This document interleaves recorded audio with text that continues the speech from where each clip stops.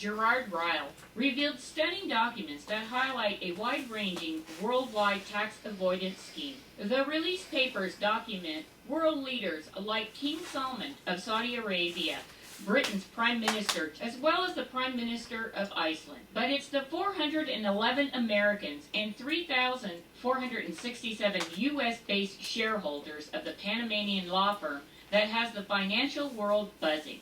Prominent world leaders have used the shell companies lawfully through the various trade deals legislated through the U.S. Congress. The German government bought the information, and then subsequently other governments around the world, including the British government and the US government, were offered those documents.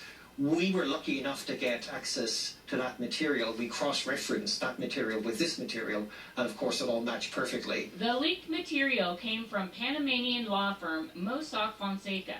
The firm told reporters they have been victims of a data breach. In a statement, the firm's co-founder said they did make a mistake and would correct the international rules. There's no doubt that illegality is occurring here. But France's president praised the hackers and whistleblowers. It's thanks to those who come forward that we now have this information. These whistleblowers are doing work that is useful for the international community. A number of countries, like China, have already censored the released documents to protect dozens of Chinese leaders. Other dictators mentioned in the shady tax evasion scheme include Libya's deceased dictator Muammar Gaddafi, Syria's President Bashar al-Assad, and friends of Russian President Vladimir Putin. This is a massive blow to secrecy, and the offshore world really only has one product, and that is secrecy. According to the documents, Fonseca, a self-described tax haven, knew the identities of the real owners of just 204 of the 14,086 companies it had incorporated on the Indian island of Seychelles. As far as legal consequences, it appears WikiLeaks could be right.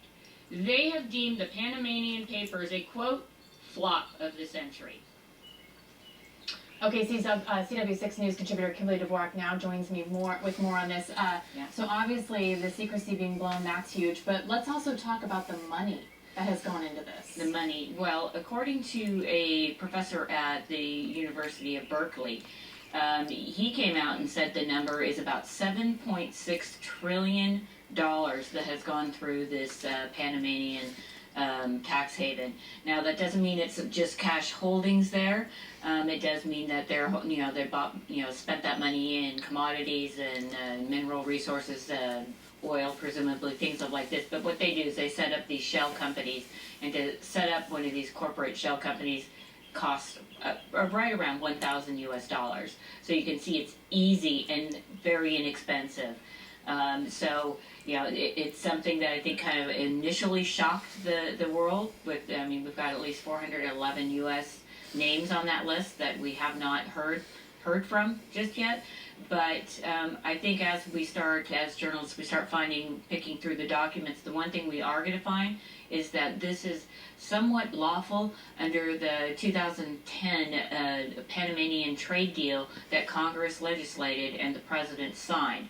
So it's going to be a little tougher to go after these guys now. U.S. federal agents can't wait to get their hands on all this so they can go after drug traffickers and other criminals who are trying to, shelter their money and avoid taxes. So that's one of the ramifications here. Kimberly, thank you so much. You always bring some great insight and things that we don't hear otherwise. So thank you so much for the insight of this, and I'm sure we will follow up in coming weeks on Hopefully these names we get out here. Yeah, absolutely. Thank you. Coming up,